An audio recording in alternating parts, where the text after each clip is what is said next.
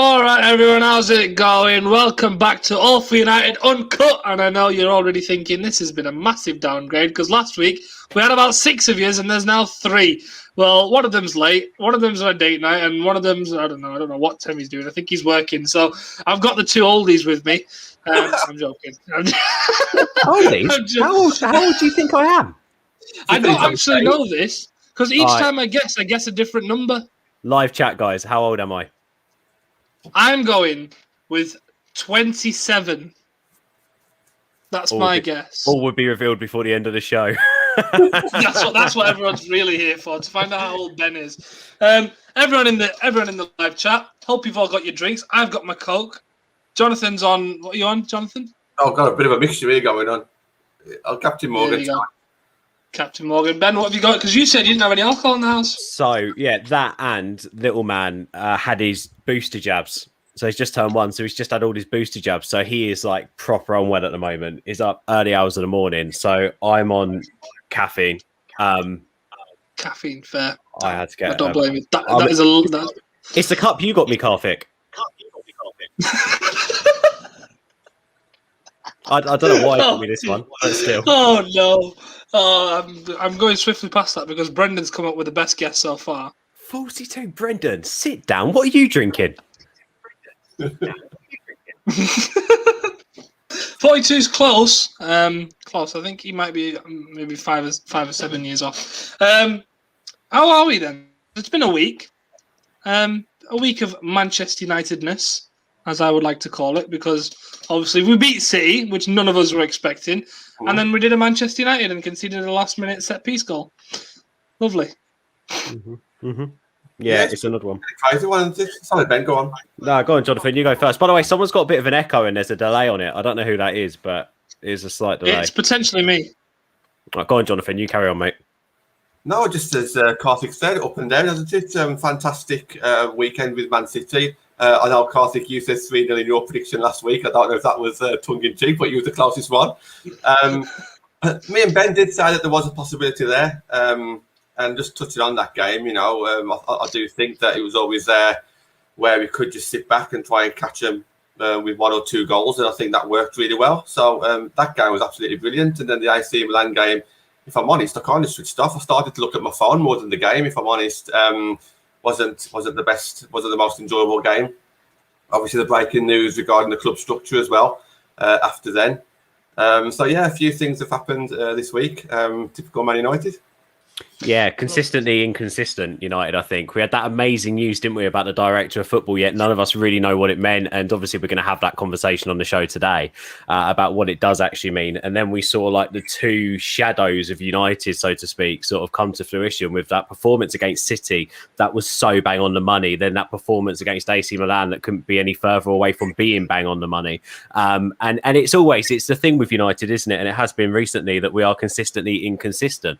And I think that shows top to bottom, to be quite honest with you. I was thrilled. I didn't expect that performance. Do you remember we had this chat on the podcast last week? We said if there was any game this season where United could sit back in the opening and not have to start fast and just see how the game goes, it was the game against City. We started the game faster than I've ever seen us start a bloody football match against City and completely caught them. Mark must have been creaming in his pants watching how we started that game. It's like I've been saying wait a second. Hang on. They've asked the question. His camera's not quite loaded in yet. Oh, he's here now. I think that's where he was. I think he was out getting drunk. Hello, Joe. How are you, lads? We're here. We're ready to have a session. Unfortunately, all right, depression hits, okay? My dad assured me, first of all, that there was enough Guinness, okay? But then after he assured me there was enough Guinness, when there wasn't enough Guinness, he assured me that there was Heineken. The Heineken ran out after 3 cans, so I'm drinking fucking Rockshore. And for anyone who knows their alcohol, they'll know that Rockshore is not a steam of piss off any other alcohol in the world. It's utter shite, okay? It's the Man City of drinks. No one likes it, but unfortunately you have to put up with it. A bit like you at All for United then, Joe. Benjamin. You're still the best boss I ever had, you little bollocks, you. Why do you go, like, day to day, you're Irish, but when you're drunk, you go next level Irish? Yeah, I guess so. I don't know. It's better than just being regular, I guess. Do you know? Yeah. Like, medium Irish only does me most of the time, but a couple of drinks in me, I'm like, hey, there's a couple of Brits on the channel. Like, let's up the ante. Do you know?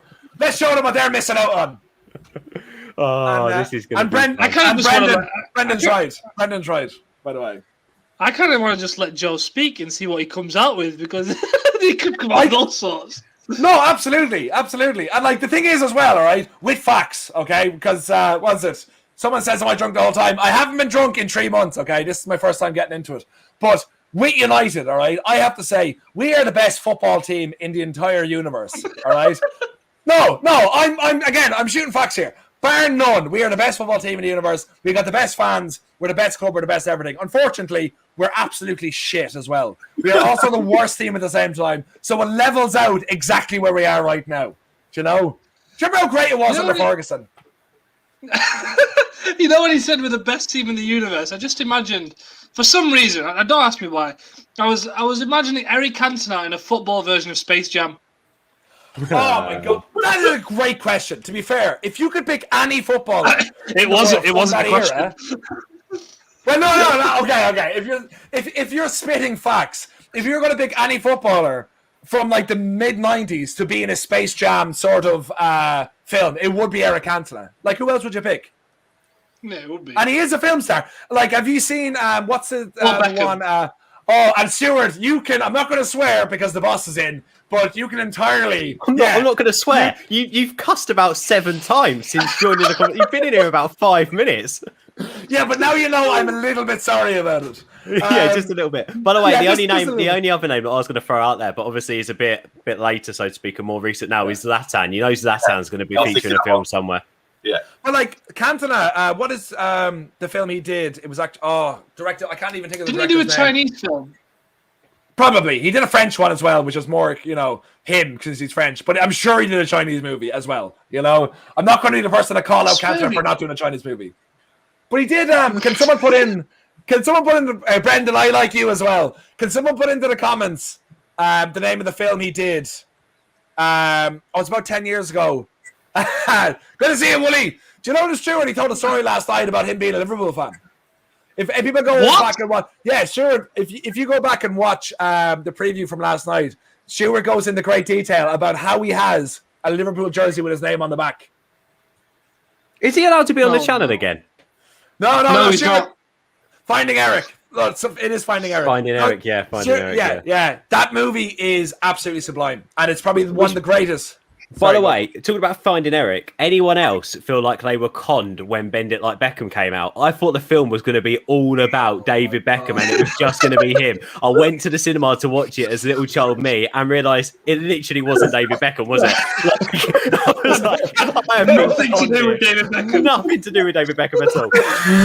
It's literally, his name is mentioned throughout it, but we don't. I think we see the free kick he scored against Greece, and that's it. Literally, you can tell that it still doesn't affect me. The fact that I just brought it up then, I still don't. By the way, Ben, the cup you're drinking from is in 2 ways the most wholesome cup and also the filthiest cup I've ever seen someone drink it. You missed to start the show, Joe. I said this was a cup that Carfit got me. I still don't know why. Well, that's why it fits the bill perfectly. Yeah, exactly. Yeah. Anyway, what was I saying about Manchester United? Best team in the universe. That's a great talking point, by the way. Footballers who could go on to be film stars. Let's think about that, because I'm thinking now, right? Zlatan Ibrahimovic could be the next Rock. He literally could be the next Rock. Like, he has that vigor about him, and he could literally be a villain. He could be a good guy. Like, he could be anything. So we think about that.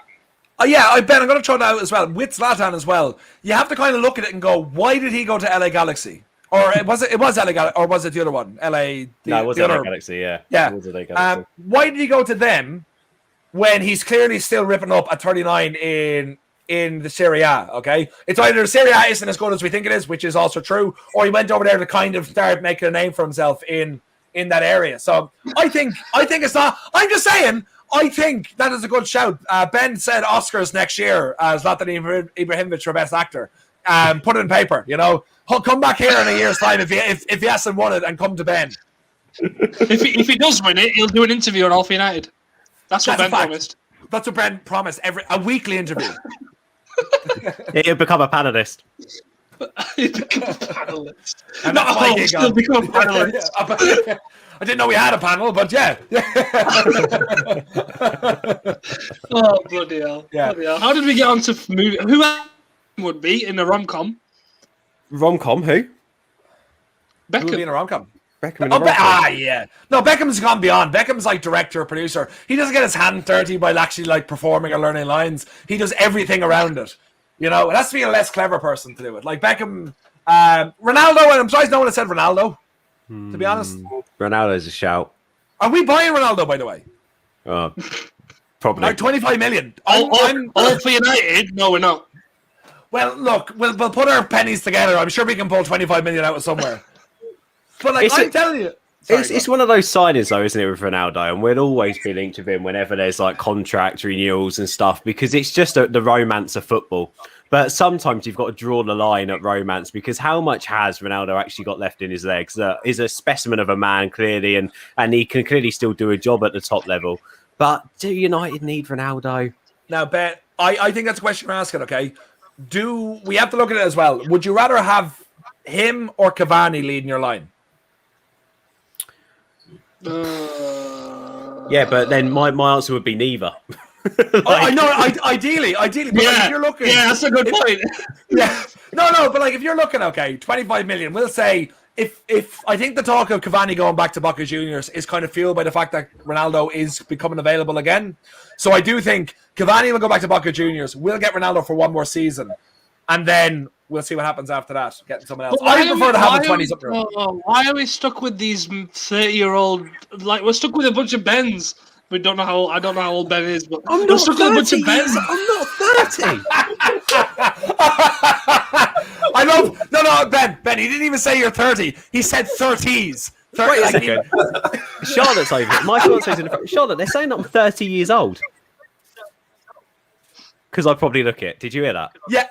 Well, that's not what she said. It, not me. Yeah, but you did say it. She's That just is trying to get literally her own back. She's trying to get her own back because I semi-forgot that it was Mother's Day tomorrow. Well, how do you semi-forget something? Did you kind of get halfway through saying it and then say, no, I just He forgot? got reminded. That's why. All this moving house, everything that's gone on recently, literally my headspace completely went. Excuses. I've had it all today. Trust me, Joe. You can't get on my back any more than it's already been got on top of. Do you know what? Literally. I'm going to try. I bet you are. I bet you are. Charlotte, I've got your back, Charlotte, any day of the week, okay? He doesn't appreciate you. He doesn't deserve you, Charlotte. He doesn't deserve you. Oh, my God. How many of you are, Joe? This is my 15th. What? Okay, that's a lie. 15? No, that's a lie. That's a complete How are lie. you not dead? No. I swear to God, that is a lie. It's been like 6, maybe 5, maybe 7. It's been more than 3, less than 1 million. Wonderful. On the topic of transfers, director of football. Well, the football director. It's not the same thing, because I don't actually know what the operation is going to be. But what were your immediate reactions to that? Because Murtough's not a name that everyone. I think I'm pronouncing that correctly. Yeah. Murtough, whatever it is. It's not a name that everyone instantly recognizes. Everyone was melting down because it wasn't Ocampos or some other foreign name. Kartik, I'd like to think that his family might recognize his name. No, I'm just saying, Kartik, you're the one who said everyone. Maybe okay? some of the United staff as well. Yeah, I would like to think, like you're being quite absolutist by saying that. It's very sit of you by saying no one knows his name. His family know his name. As you said, the United staff know his name. Now we know his name, okay? So give him, a little morsel of credit if you wouldn't mind. There's at least 15 people who know his name, okay? Okay, I didn't know who he was. Thank you, our resident tactician, by the way. Just want to point that out. I'm not the managing director of Manchester United. Jonathan, with that attitude, it never will be. Jonathan knows who he is because John Murtough played a big role in setting up the women's team. That's right. Yeah, did he? Oh, right, Natalie was saying that actually the other night. Yeah. Yeah, I did a show with someone who you had on the show actually, Ben, earlier. Was it Sal? Is that his name? I did a podcast with him on Monday, and I think it was Monday or Tuesday, and we discussed it. No, it was Wednesday on the day that it actually came out. So yeah, I did actually know about him from the men's team as well. So obviously he used to report to Matt Judge. So he was basically his assistant so he had like a lot of scouts reporting to him. Obviously, all the scouts would give him some names. He'd be on the negotiating team. So he was basically Matt Judge's right-hand man. But now all of a sudden, he's Ed Woodward's right-hand man. So for me, he's kind of bypassed Matt Judge and gone kind of from his assistant to now his boss. So Matt Judge basically now reports to him. So the roles are kind of reversed. Great. That's brilliant. So imagine you guys, how would you guys kind of feel now if your assistant became your boss overnight? So I think I'm coming for you, Ben. Joe's going to buy all of your, I don't know what it is. I don't know. He's just going to take over all for United. Yeah. I've already got the email address. Once I get the password, I'm in, and this is mine, baby. To be fair, I think Joe does actually have every single password to all the All United accounts. Take over. Here we go. Oh, bloody heck. Sorry. Yeah. Yeah. So, yeah. Okay, in terms of that women's team then, because you said he was involved in setting it up, what did you, because obviously you'll have better insight than any of us, how did that go about then? Because we don't know what to expect from him in terms of the men's team, but what was he like in running the women's side of things? Obviously, it's all done behind the scenes. So Casey Stoney, the manager, gets all the limelight, but he's the one there that was kind of like who was obviously not only pushing it, but also setting it up and choosing Casey Stoney. And on that board, there's an interview or a documentary regarding how the women's team was set up, and he was actually on that. So so obviously I've heard the name, but I didn't know too much about him. I do know fans who have met him in person. So when pre-season 2 seasons ago when he was in Norway, some of our fans who are actually on the MU Women podcast, they've actually seen him over there in Norway and they speak highly of him. Look, we're going to go into a lot of detail regarding him being one of Woodward's guys, and there's going to be a lot of negative comments here, there and everywhere, but at the moment I'm hearing a few positive things. It's just whether or not he can do things his way, or will he still just have to do things Ed Woodward's way. Yeah. I think that's the worry with everyone, isn't it? It's like, is it an actual director of football role, or is it implement what Ed Woodward wants to do without him getting any of the stick? Well, I was just going to say that's the thing that kind of concerns me, is that I'm optimistic because it is that role being filled, but it's that kind of thing of like the difference between first team coach and manager. Do you know what I mean? The fact that it's he's not a director of football. He's a football director. And that mightn't seem a lot to a lot of people, but that's a very big statement to say that we have not got a director of football. We have a football director. So that has me a bit concerned. And he could have the best intention. And Natalie speaks John. And Natalie speaks very highly of him and stuff like that. And there's a lot of people saying lovely things. I'm not pessimistic. I'm not saying this is going to fail. I'm just not sold yet. But then ultimately, Joe, like, you know, we still don't even know what that role means or what that role entails or what it is. Yeah. Like Ollie said in a press conference the other day that they're basically doing those roles already. This is just an official title. Like, so what does that mean? Does that mean there isn't actually any change? Because if they're basically doing the same roles, it still puts the people who we don't want to be in charge of footballing operations still in charge of footballing operations. Yeah. So it's really dependent on how they're building that structure within the titles in the boardroom. Because as John said, and as is quite common knowledge, the most recent youth development, how we've gone about rebranding and restructuring the academy, John Murtough has played a big part in that with Nicky Butt. The women's team, John Murtough, obviously with Casey Stoney and advisors, have managed to build that women's team to where it is. And now it's all about the first team. I still think that... Oh, what's that? I've just had a random pop-up saying the selected song would be played... Oh, my Spotify's open. There we go. That needs closing. Yeah, I still think there has been progress in the last 18 months, especially under Ollie in the transfer windows. We've been going after a certain identity of player, which I think has been great. And we've also taken some risks with signings, especially when it comes to young players. Ahmed Diallo, Pelistri. You know, we have tried Dan James even. You know, let's face it, coming out of the Championship, young lad from Swansea, it's still one of those signings that Louis van Gaal wouldn't have made. You know, Mourinho wouldn't have made. 100%. So you can see that there's a change. It doesn't all happen overnight. But the worry still is, I think, what Karthik just hit on.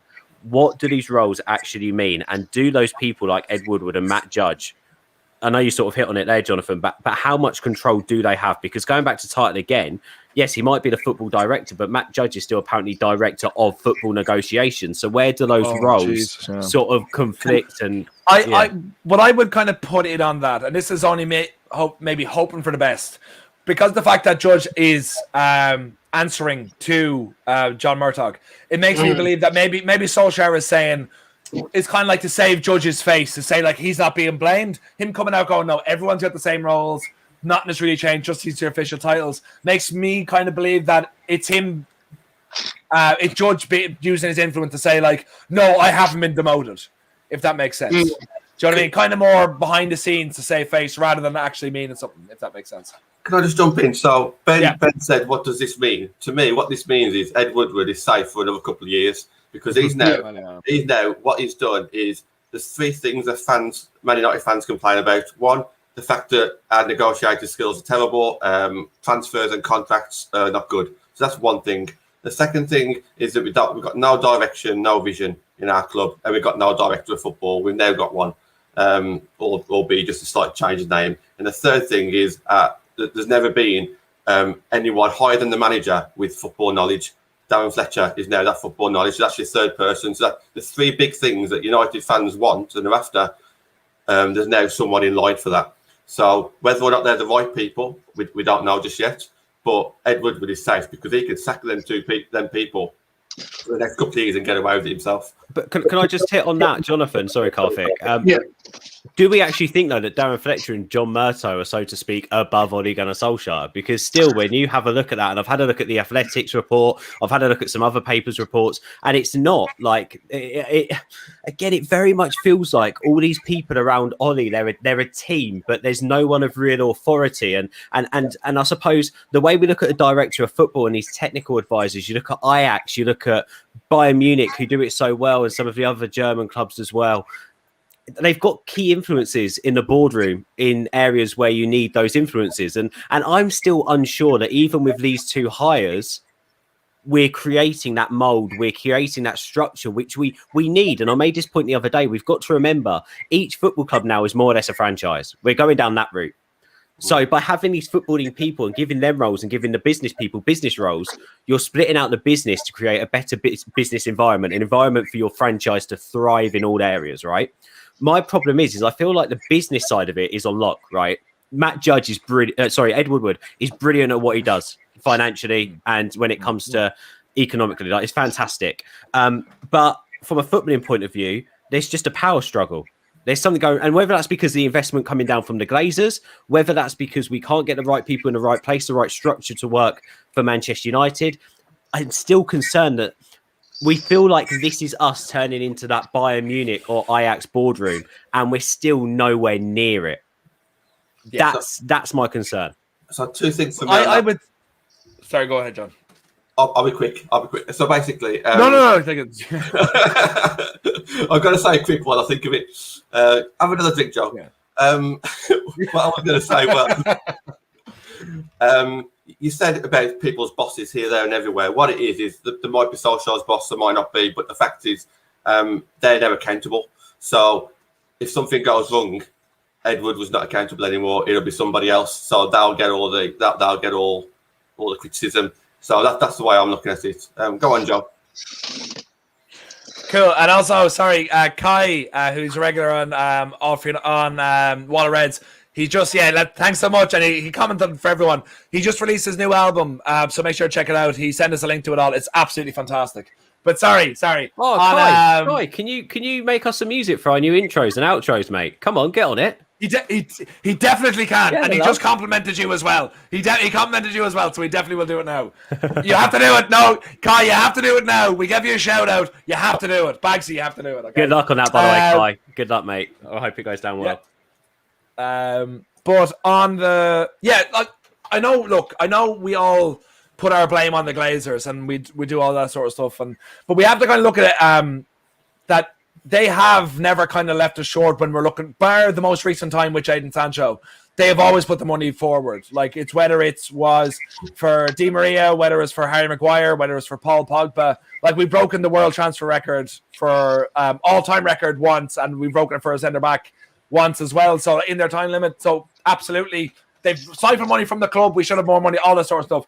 But the huge issue with us is how it's being spent. And that comes down to me, was hugely down to Matt Judge, like so much more than anyone else. So for the fact that I think his influence is being lessened, which I believe is happening, I'm still not happy with the football director football situation. But the fact that his influence is being diminished makes me believe that there might be better times coming. And the fact that, like Ben was saying, we're getting a better class of player coming in, young upcomers. We're not breaking the bank on players that we don't need. All this sort of stuff. Do you know what I mean? So I feel like there is better times coming in the transfer market. Finally. What did you make about Darren Fletcher's appointment as well? Because he came in as a coach, and now all of a sudden he's technical director in line with Nicky Butt. Can we come back to Dan Fletcher and go to Jockey 551's comment, which is bang on the money? John, you have that's uncanny. I'll be in the comments. Joe doesn't know who Judge Jules is. That's uncanny. Yeah, sorry. You'll have to Google it. That's brilliant. I'm going to try and send you a picture of him. I'm going to send you a picture now. Hang on. Yeah, that's what I love about this podcast, by the way. We could be in the middle of such an important conversation, yet something funny happens and we have to stop the whole thing. Right, Jockey, that is bang on. You've got to find the right picture, though. That's the problem. I'm going to try. Because if you find a picture of Judge Jules when he was younger, he just looks absolutely out of it in every single photo. Is he an actual judge, or is he? No, he's a DJ. Very, very famous DJ. Right, Joe, it's in the All for United chat. Hang on. Do you know? Do you want to know another funny story about DJs? Yes. So, obviously, my full name is Ben Pearce, and obviously, I've worked in radio for ages. When I was at student radio level, I applied to go in to work for a university radio station, Canterbury Student Radio, local to me. I don't know if any of you out there know, but there is a legendary DJ named I think it's Dave Pearce or something like that. Dave Pearce. That's him. There he is. Oh my! There he is. The worst thing is I'll probably type that. I'll type that. Anyway, there's this DJ called Dave Pearce, right? And when I applied for this job at CSR, they listened to my demo and went, "Yeah, we'll get you on air." They only put me on air because they thought I was Dave Pearce's son. I thought that they could get in. Thought that they could get in with Dave Pearce and get him to do some DJ sets at uni at Freshers Week and stuff like that on the cheap. That's why they put me on air. Yeah. Oh, fantastic! Yeah. How long did it take them to find out?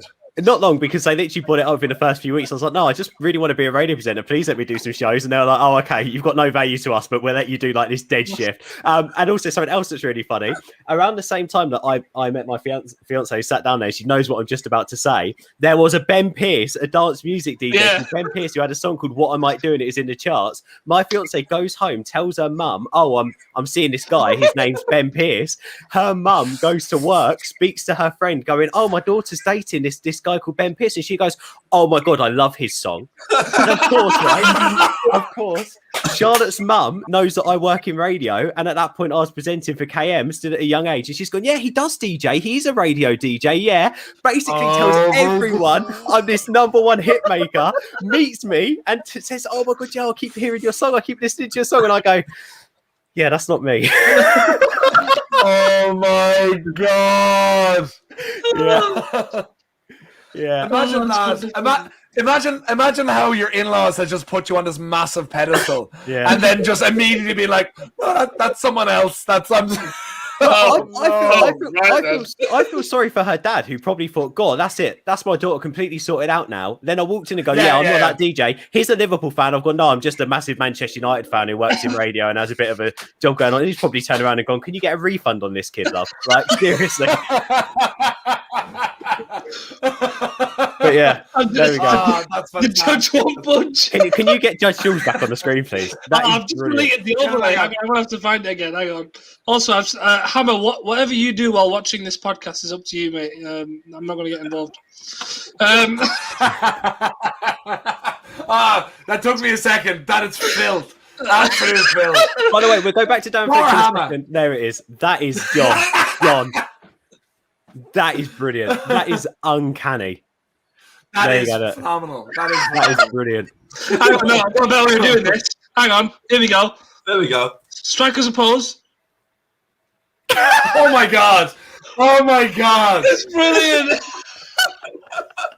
Oh my god.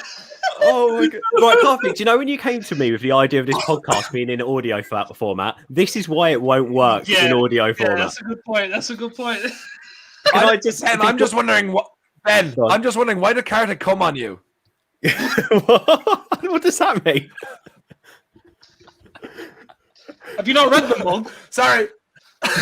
Oh, I just heard. Carter, remember when I came on you? And right, back to seriousness, Joe. All right.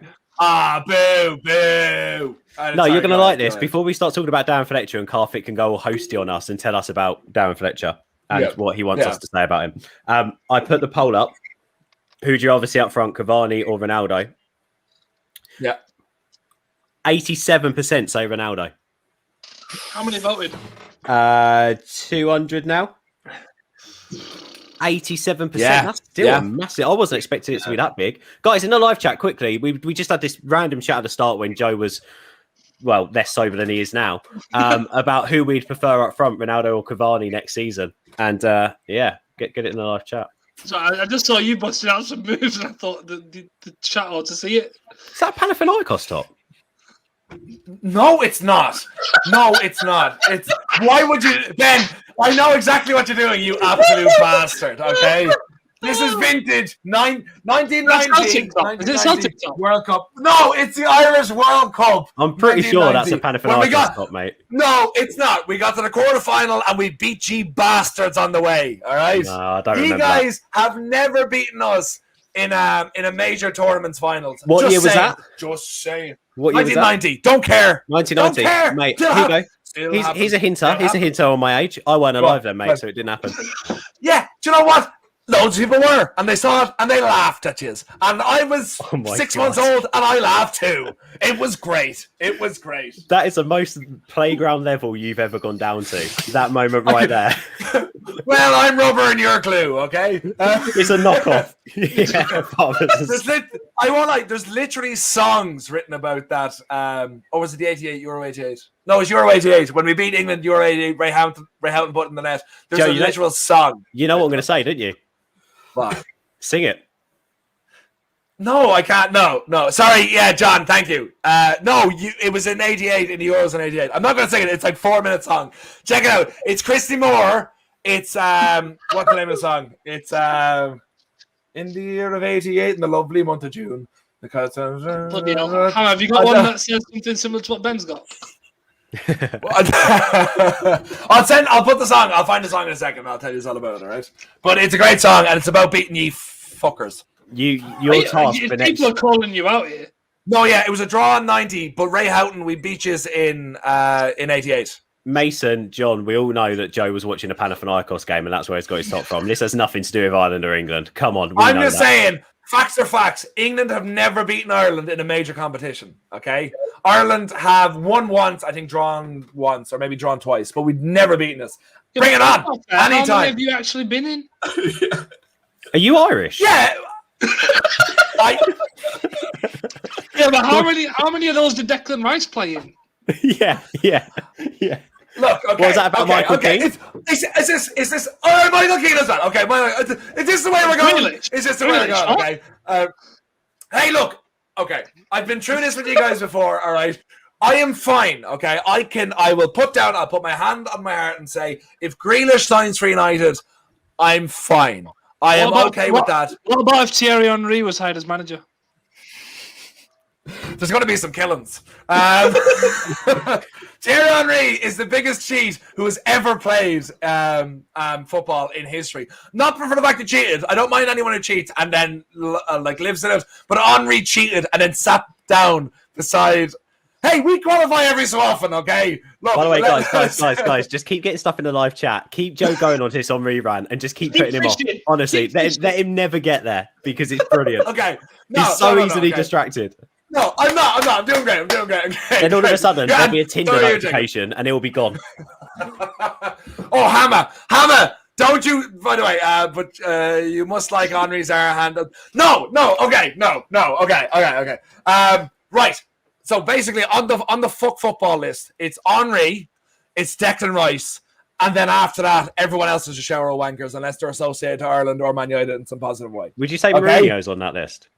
I hate Mourinho so much. Mourinho is, but he's third, but he's a good bit third. Okay, I'm going to give him a bit of a gap because he won us 2 trophies, but he is an absolute bastard of a human being. Okay, and then you have people. Okay, people coming online going, "Oh, Mourinho, he won us 2 trophies." Did you watch the football? Did you watch what he did? He bullied players. He's a literal bully. Okay, that is not on. Okay.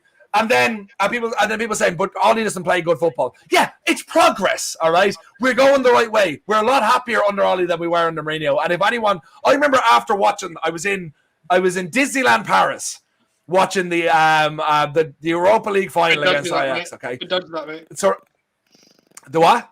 Why were you hanging around Disneyland? I wasn't hanging around. I paid to be there. Okay? Did you go to Disneyland Paris to be closer to Thierry Henry?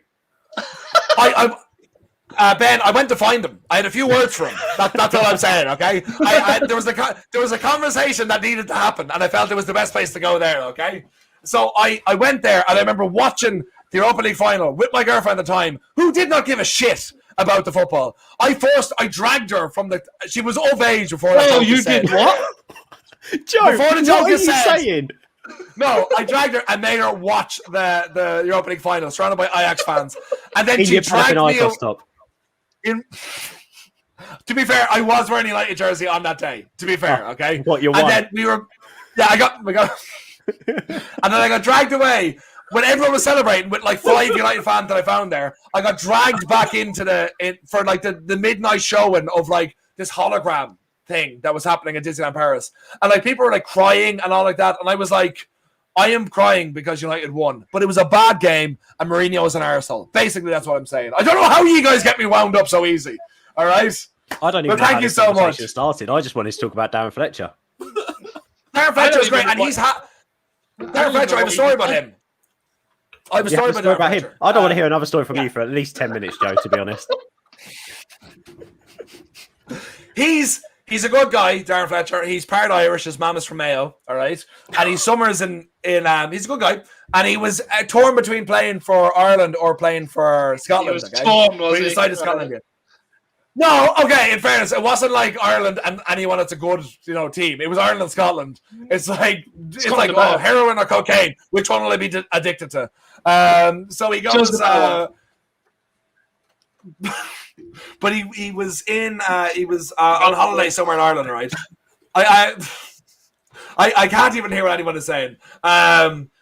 He was on holidays in Ireland, and a mate of mine was having met him for lunch, and go on, continue. I'll save my stories for people who want to listen. It's fine. Don't talk about him as technical director, all right? It's fine.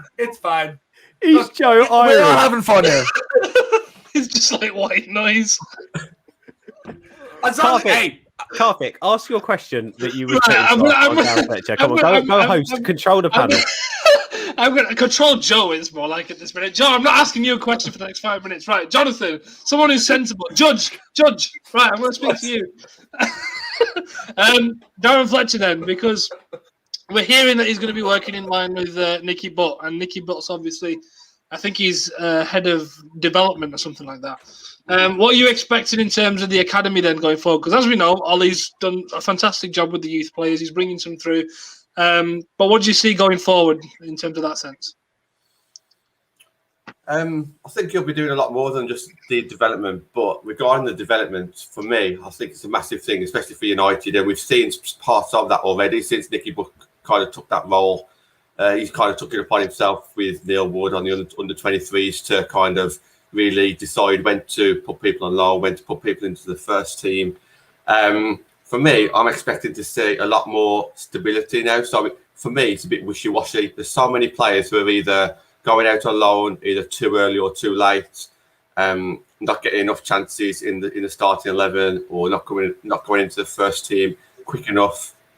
So for me, I'd like to see a bit more structure. So if it was me, the way I would look at it from an outsider who obviously isn't a coach, but the way I look at it, if you're allowed, say, 23, 24 people in that senior team, how many of them are you looking at bringing? How many from the youth academy are you looking to bring in through each season, and who are those people? And then plan 1 or 2 seasons ahead. Okay, what do we need to do to get them there? And I think, obviously, there's a lot more that goes on. It's not that easy.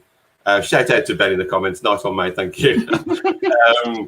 I think it's just a case of just getting some structure in place all over with. I think we all talk about, we like to see little things here and there. But to me, it's just about laying down the foundation there for the next 2 or 3 years. It's not something that can be done overnight with the academy teams. It takes 2 or 3 years to get players ready.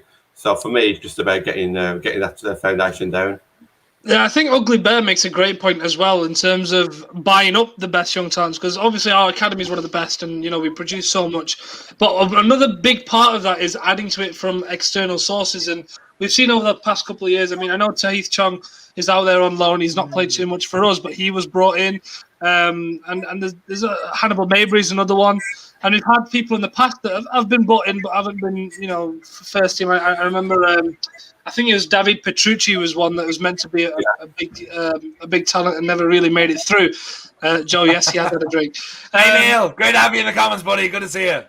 Do you expect to see more then? Because, for example, Charlie McNeil, that's another one that we brought in recently. Do you expect to see more of those kind of things? I think we do see a lot of people come to them. A lot of players been brought in. I think we've been doing that for quite a while, more at a younger age, more than like, say, 19, 20-year-olds. It's more of like a 15 to 18-year-old. I think we do buy a lot of these players, and I think that's sometimes why certain fans do get frustrated, because we do hear about all these players coming in, and then where do they go? Apart from maybe like Greenwood in the last few years, no one has really actually held a place down. But then is that our ambitions? Are we thinking too much of these players? For example, are we expecting these players to be bought? Then 2 years later, they're going to go from taking us from Champions League spot to the title. I think are our expectations of these youngsters too high? Are we expecting too much of them too soon? But I do definitely expect there to be a lot more focus on them. And we've seen quite recently the amount of players that have come into the senior team and just haven't held down a place. I mean, Greenwood gets all the plaudits, and Gomez last season, he gets all the plaudits, but it was Chong who was getting all the players of the season on the under-23 level. Yeah. So where did he go? It's a bit of a shame. I just think that it's not quite working out at the moment. But I do think that Ollie's a man who can actually bring them through gradually. He's not being, he's kind of doing it slowly. So I do kind of believe in that system.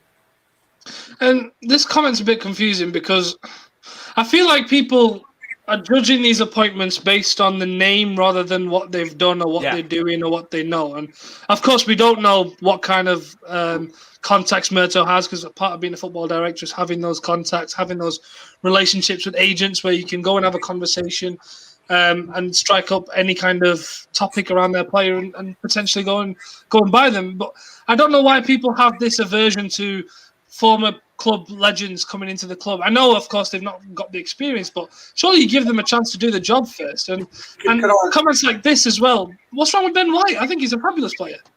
I think Ben White is a phenomenal player to go after, if I'm being honest. We were after him last season as well. I think that's the exact sort of player we should be going after.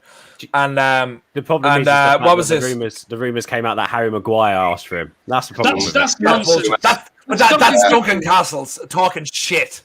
Like, do you not see later on that afternoon he reported that Bruno Fernandes was after a Portuguese speaking? No, that's you. That's you being stupid, Joe. That was a parody account.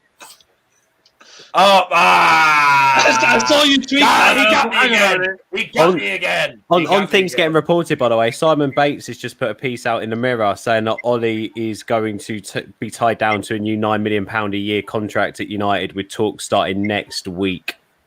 Interesting. So there we go. Looks like Ollie's definitely going to be getting a brand. Well, I don't think we was expecting any different, but he's definitely going to be getting a new contract before the season ends. Can I just put this out here as well? There's a couple of comments about like the choice of personnel who's been brought in. I'm not surprised by this, and I can also people are going to think that I'm supporting Woodward here, but I can see Woodward sinking, because if you're going to appoint 3 people in real important roles, you're going to appoint people who are going to go in the same direction as yourself and the board. Yeah. Now, whether or not that's the right direction, that's the question. But to me, if you've got two people there in Matt Judge and John Murtough, who you've worked with, they've been like your right hand man. Why wouldn't you kind of employ them? because it makes sense from his point of view to have people who have got the same vision as you. The problem is it the correct vision? Because we all know that the vision is to make money and then obviously fund everyone else's pockets. That's the wrong vision. But I'm not surprised, and I don't think Wood was done the wrong job here, or whoever's appointed in the board. I'm just concerned that are we actually going the way that the fans want us to go? On Fletcher, I just think you have to listen since he's retired to what all of his fellow professionals and the clubs that he's worked at have said about him. West Brom were dying to keep him there. Was it West Brom? Yeah, no, it was West Brom. They wanted to keep him as a. I think it was assistant manager they offered him at the time. Like they were just in awe of him. Everything he'd done at every club he's been at. Even Daniel Nardiello, who played with him at youth team level, Fletcher was a year below. Said on a podcast the other day, you could just tell that his head was years above his body and his actual age. He was just he had an incredible footballing mind. He lived and breathed the sport. I think Darren Fletcher has been waiting for this role at United. Let's not forget, by the way, I don't know, Carthy, you probably remember this. About 3 years ago, when people were first talking about United getting a director of football, Darren Fletcher was mentioned. Then, 3 years ago. And I think, it's taken time to bring him into the club. I think tactically, or the board, so to speak, have brought him into the coaching role to see how he gets on with players, just to see how he works. And I think that potentially there, Ollie and the club saw the potential of what he could bring by having a more excelled role when it comes to developing the club, having that DNA and that structure within the club. He lives and breathes it. The guy is, whether he's in United folklore, is an icon of the club.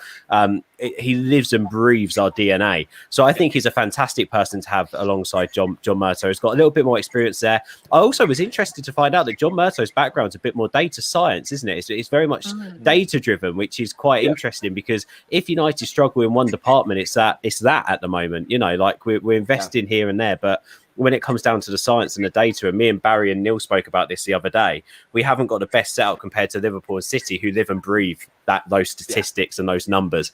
Look what it shows. They're Moneyball. That's what they do. Yeah, Moneyball, and it's the way to go. Look at, I know it's a smaller thing, but you look at Brentford, who've been doing it for a couple of years now and play the best football in the Championship. Basically for what their wage bill, they should be nowhere near what they're doing right now, and have nearly been promoted on numerous occasions. Like, it's embarrassing that a club of our size have been waiting so long to actually progress. So thankfully we're finally getting there. Far too late, but at least it's happening. Karthik, can we quickly do some sort of competition to get five more people into this football town? Sure. We just hit 20 likes. Let's think of a question to ask. Let's hand it over to Joe. He's steaming. He'll come up with something. I know. I've got an idea, right? If anyone's been paying attention to this podcast, have I lagged out? I'm back. I'm back again. No, you're back. I was going to say, can someone guess how many drinks Joe's had? That's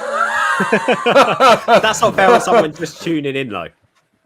That's true. Joe, ask a question. I have a question.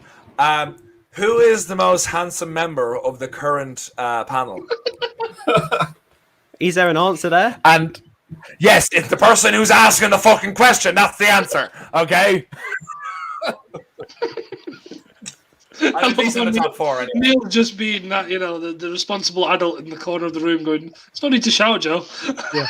Let's go with, seeing as we're talking about Darren Fletcher, what nationality is Darren Fletcher? Get it in the live chat. Go. First 5 people to get it in. The first 5 people to post in the live chat will get entered into the Football Town prize draw, which is going to be made at the end of the show today, by the way. We're giving away an iconic number 7 Red Devils tee, and we're also going to be giving away a Red Devils beanie as well. So 2 chances to win tonight at the end of the show. So here we go. There's those coming in here. He's also Irish as well, so that's technically correct. One. Right, read them out to me. But read out the first 5. I'll put them up on He's screen. a bit Irish, Stuart. Brown Knight. Oh, wait, saying Father and Sons United. One sec. Father and Sons United. Yeah, next one. Brown Knight. Shane Addison. Shane Addison. Cool. Brendan Chappell. Yeah. And Stuart O'Hara. Cool. Right, guys, get us to 30 likes and we'll give you one more chance to get 5 people into the prize draw. But we've got to go in about what, 20 minutes ish. So we look to do the draw at about 10 past 11. So please, guys, get in the live chat, share the link, hit like on the video, subscribe to the channel. If we get 30 likes, we'll do one more chance for 5 views going before we do the overall draw. So far, we have got 117 names in the hat. So we could do 5 more. You can have multiple entries. Share the link. Let's get 30 likes and let's get 5 more of you in that draw. Lovely stuff. Joe, say something funny. What?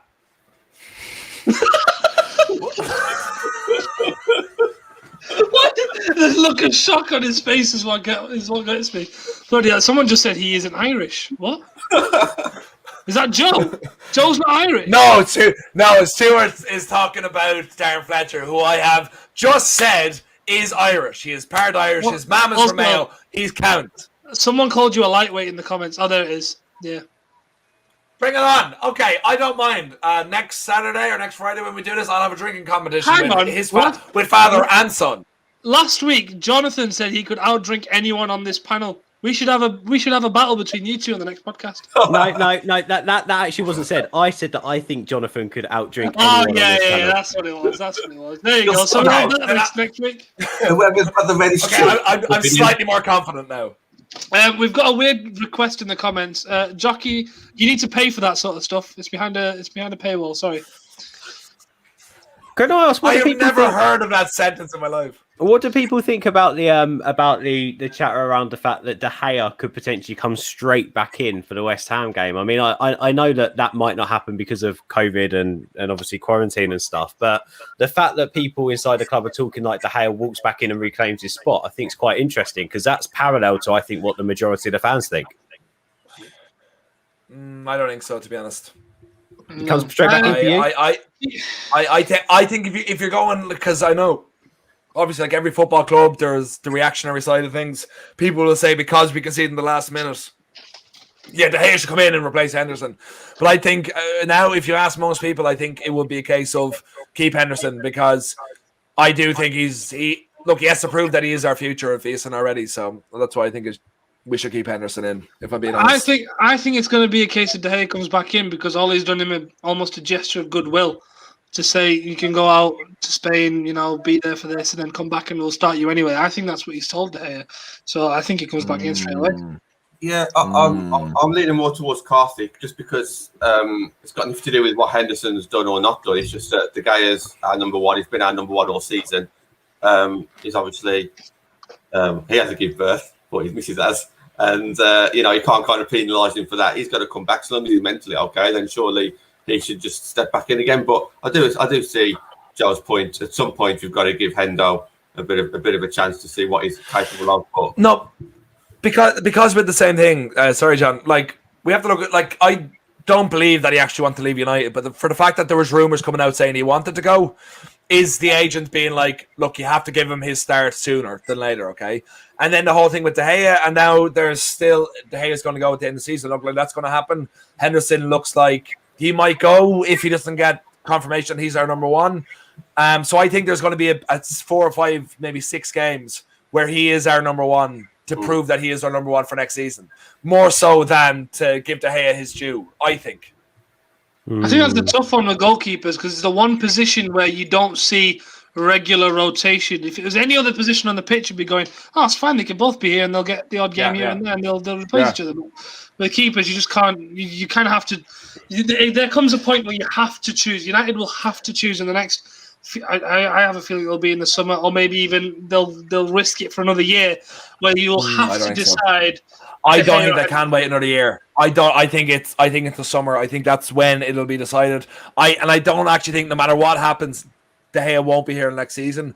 It could be a case both of them go, but De Gea won't be our number one next season. I feel like he could have made that decision now, though. I feel like this was a great opportunity for Ollie to turn around and go, right, Dean, go take your chance and don't give me a reason to take you out the side, basically. De Gea could come back in for AC Milan. Of course he could, but Keep Henderson in goal for the I Premier thought you League said games, because points, that makes more of a statement at the end of the day. And we've Yeah. got so many games coming up. It's not like each keeper will not play at least one game a week. They probably will do at the moment because of the amount of fixtures coming around the corner. I don't know. For me, I don't think Dean Henderson's put a foot wrong. I still don't even think that goal was his fault. I just think I agree. Yeah, I agree. As I said, it wasn't the fact we conceded that goal. It wasn't even the fact that that we drew against AC Milan at the end of it. It was literally the circumstances. It was a set piece again. And in the last minute as well. And look, the line wasn't great defensively. Matic got blocked off. Yes, you could say Henderson should be expected it. He should get a hand to it. But this is the joy of being a goalkeeper. I think every shot that gets had at a goalkeeper that goes in the back of the net, you're asking, well, could they have got a hand to it? Should they have got a hand to it? Like Emerson or the City goalkeeper last week to the Bruno Fernandes penalty. He was so close to it. Yeah. He would have felt like he should have saved that. But because it was a penalty, there's no questions asked. So, yeah, I just feel like Henderson hasn't done anything wrong and there's no reason to take him out at this stage. And can I ask, okay, at the same age, well, De Gea was maybe a little bit younger. Like, De Gea was not a great goalkeeper for United for about 2 years. 2, maybe 3 years. When he found his foot, and it was under Van Gaal, when we were like, he is unbelievable. When he became the best goalkeeper in the world, but it took progress to get there. With Henderson, he's come in. You could maybe say it was a mistake against AC Milan. Obviously, it was a mistake against Sheffield United, but he's Premier League proven. We need to make him make a statement for him saying, you are our number one. You've got 2 years of being our number one before we look to get someone else. I think that's the way it has to go. Premier League proven in a worse side, like might I add, and a side that is now bottom of the league and just sacked their manager. Well, that's the thing for me. He's Premier League proven. He literally is. Like, there's no other way to say it. So, as Manchester United, if you want to improve that goalkeeper, you've got to hope that they've got better coaches than Sheffield United have, which I'd like to think we do. He's got quality players around him to learn from all the time, so he's getting the best practice that he can do going into every game, on a weekend. But he needs games. He's still young. He needs to be able to develop. And he's also got that core attribute about him where he wants to be a Manchester United goalkeeper. He's saying it now. Every interview that's done with Dean Henderson, I want to be Manchester United's number one. And that means a lot. It means that they'll go that extra mile. They'll do more to command their post. They'll do more to command their box. That's not taking anything away from David De Gea. I know he's passionate. I know he's fantastic. But I just feel like we're seeing De Gea's reached his peak. And potentially he's not getting any better, and potentially there's slight decline there as well. Whereas Dean Henderson's not even there. If we don't give him games, we could talk about young players all the time. Young players need to be given games to be given an opportunity to grow and improve. Again, Carfit, we had this conversation after Chelsea. Should Amad Diallo have come on? Could that have been a risk worth taking? Could he have just got a goal out of something? Even if he wasn't fantastic for that whole 10 minutes that he was on the pitch, could he have done something? Well, he showed against AC Milan that he can do something out of nothing. No one expected Amad Diallo to come on the pitch and score a header. No one expected that. So it just goes to show that you give a young player an opportunity to grow, give him an opportunity to grab hold of. 9 times out of 10, they'll take it. Dean Henderson needs that opportunity. Yeah. And Henderson has been as well ever since those loan spells. Let's not forget, Ben mentioned that he's always said he wants to be United's number one. He said this for the last 5 years. 5 years. So he's not going to pass up on the opportunity. And also, like, Henderson is 23. I think he's 24 the other day. We could literally have him for 15 years as being our top goalkeeper, 15, 16 years.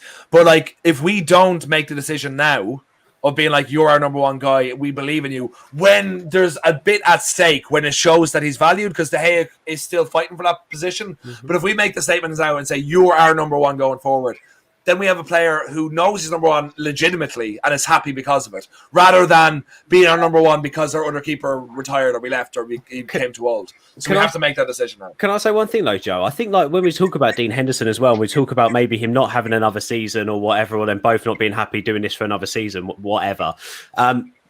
I like to look at actually how many games these players have had, because I think the same argument comes around about Van der Beek. Dean Henderson's played 16 games this season, right? 16 games, yet it feels like we've hardly seen him. He's hardly been given a chance. He's played 16 games, right? Cup competitions or not. De Gea's played 29. So there's still not... look, obviously De Gea's still played quite a few more games than him, but it's not a huge gap when you think about it. And there's still games to play. Like Dean Henderson, even if he still plays cup competition, he could still end up playing another what? There's a 2-3 two-legged ties. He could still play nearly 30 games this season. He could still play nearly 30 games this season, which would have been, 10 here or there away from what he played under Sheffield United last year. So Do you know he's still getting game time? No, absolutely. But I think the difference between number one goalkeeper is about getting it consistently because he's never played 2 games in a row. Oh, I understand that. Up until now.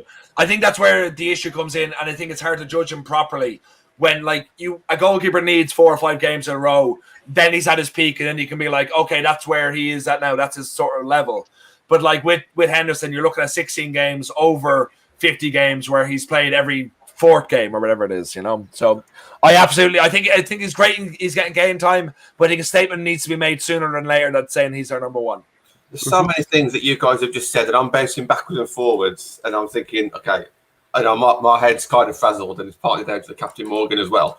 But I'm bouncing back. I'm bouncing backwards and forwards, thinking De Gea, Hendo. So I just want to kind of say, you're going to go with Lee Grant, Romero. Thanks, Brendan. By the way, I just want to say just a few things that I'm thinking. First of all, Ben mentioned, Hendo's Premiership proven. Yes, he is. He's not Man United proven just yet. Also, Henderson, I do agree that De Gea is kind of on his way down, and we've probably seen the best of him, whereas Henderson's probably on his way up. But to me, is Hendo still any better than De Gea just yet? We haven't quite seen that. We haven't seen that. I think Connor made a great point on our post match the other week. He said De Gea is still the better goalkeeper, but Dean Henderson is the better fit for our team right now and has a bigger scope to improve. Okay, yeah, I agree with that. I think I agree with that. I think for me, I just think that I do want Hendo to be our number one. And if you think that maybe we should start that process right now, then yeah, let's go for it because we trust him. But we talk about what's right for right now, and is he right for right now, or is he right for next season or the season after? Even probably next season, in my opinion. To me, De Gea hasn't really done a bad job just yet, and if he's still our number one, then I don't think he's done anything wrong to take him out either. I don't know. It's definitely a debate where I'm kind of 60-40. I haven't really got a massive opinion on one side or the other. But to me, I just think that we're putting a lot of trust in Henderson for the rest of the season when he hasn't really proved himself as a Man United player in the Premiership just yet. It's a good point.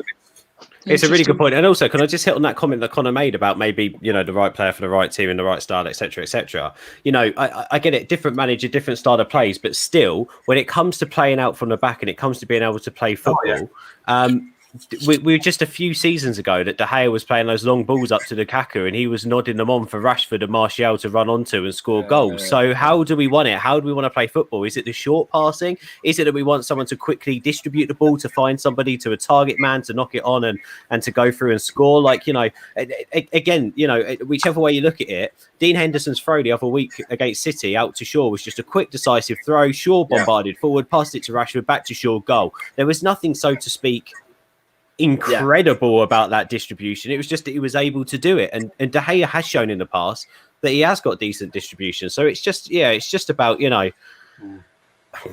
Look, guys, let's be honest. De Gea is 33. Henderson is 24 now. Are we looking to the future, or are we looking for right now? We are now a club who look to the future after a few seasons of being shit where we didn't. We look for a quick fix. Henderson is the only answer. And that's unfortunately it. And another thing is, I'm really sorry. I do have to go now. I just put in the private chat. I'll see you guys very soon. He needs to go get a pump. That's what it is. No. What it is he's got to quickly go and wash his top so he can wear it tomorrow. The Panathinaikos top. He wears it every day of the week, and the washer has to be on overnight. That's the thing. By the way, that is definitely a Tinder date. He is definitely being called. There is definitely a Tinder date. Yeah, that's definitely 100%. Where are we at for likes? Where are we at for likes? Good point. We're on 28. Should we get 5 more in? Should we do it? Yeah, should we get 5 more in quickly before we do the draw? Go on, John. You can ask a question. Let's put you on the spot. Oh, what is Judge Jules' biggest hit? Okay, very quickly then. So, because we just had a Derby game, who scored an overhead kick against Derby? Against Man City, against Man City in about 2012 era, that kind of era. That was the Captain Morgan's drink talking, by the way. We spoke about that earlier on. Yeah. That was the split up against Derby. I've had about that much in last ever. Oh, mate, that's a shot. Read them out to me, Karthik. Who have we got? I'm just blocking the answer for another second. Right, okay, there we go. We've got Acid 23. Cool. Sure. Brendan Chappell again. Yeah. Jockey 551. Well done, Jockey. It's been good value tonight. Arun Pandey. And Aaron, Stuart Woolley. Is that how? Wait a second, I don't want to get his name wrong. Aaron Pandy. There we go. Yeah, and Stuart Woolley. Stuart, you're the final name in. Right. That's 122 people in the draw. Love it. Love it. All right, here we go. Let's get the draw up, shall we? Let's do the prize draw. Right. Let's. So we need a random number generator. So the way this has worked is we've been giving away the opportunity for people to enter the Football Town prize draw. Me and Karthik and the whole team, whenever we've given someone the opportunity to win on the show, or they've been able to win the show. Should I share my screen so I can show everyone? Yeah. We have been entering you into this lovely Excel sheet. So you've all been randomly assigned a number depending on when you won. Look at that. All the names are in here. All the names. All 122 of you. So I have now just gone on to Google. I've opened this random generator. I haven't clicked it yet, by the way, so that two's just showing up randomly. Should we give away the beanie first? Yeah, do the beanie Let's first. give away the beanie first. So the Red Devil beanie on Football Town, it's Football Town Apparel. They're going to send it out to you. Let me close here. Let me put on the generator. Sorry, I didn't know the generator wasn't shown. Let's put the generator on here. Here we go. And let's randomly generate a number between 1 and 122. Good luck, guys. 115. Who is it? It's Gene Addison, who was actually on the show earlier, so he might still be on with us. Well done, mate. I'm going to get your details from you, and you're going to win yourself a Football Town Apparel Red Devils beanie. That's wicked. And now let's go again. I'm going to refresh. That was the last comment you put in. There he is. There you are. Well done, bud. Let's refresh here. To the random number generator. Come on, Google. Come back up. Here we go. Right. And we're going to go the same. We're going to go between 122.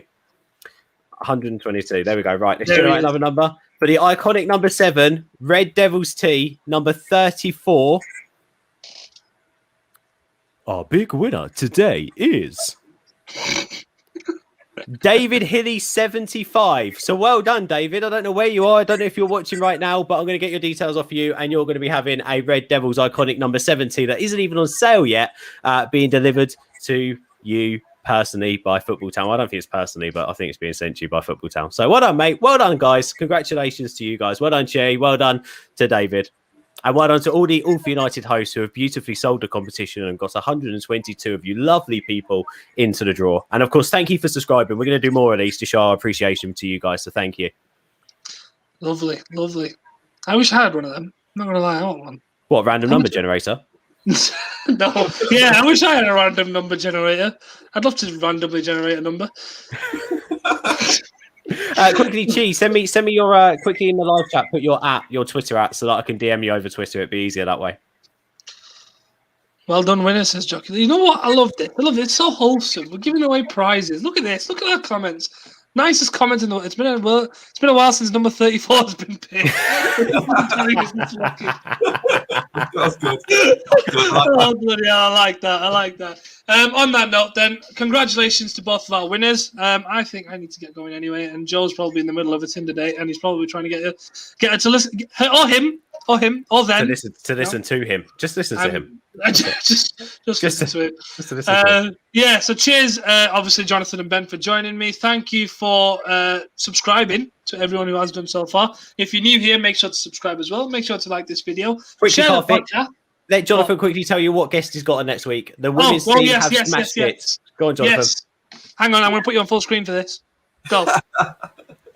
Yeah, so basically, it's amazing news. So basically, for the past week, we've been looking at getting more guests on, not just fans, not just journalists, but also people who can give us some kind of inside information, and people who can really help fans learn about what actually goes on.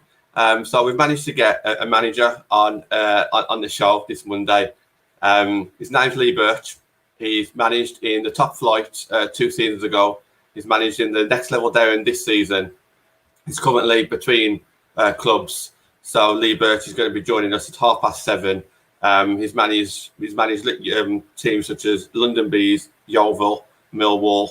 Now, to you guys who don't follow women's football, you're probably thinking, "Oh, them are no good teams." Trust me, these are good teams who have been in the top 2 tiers for quite a while. So it's a fantastic achievement to get him on. So we really thank him, and we can't wait for Monday's show now. That is absolutely amazing. I can't wait for that myself because that's going to be incredible. I don't know how you've smashed it, but you have smashed it. So everyone, make sure you go and check out that show because that is going to be absolutely brilliant. And on that note, I shall say thank you for joining us. Make sure to like this video. Make sure to comment what you thought of it. Make sure to comment what you think Joel's doing with his gender neutral alien. And make sure to join us next week. And of course, tomorrow is match day. Is it tomorrow? Yes, it is tomorrow. So we'll have all of that jazz as well. Thank you for joining us. Good luck to everyone who is doing whatever they're doing this weekend. And yeah, have fun. Yeah. Well done, everyone. See you in a bit.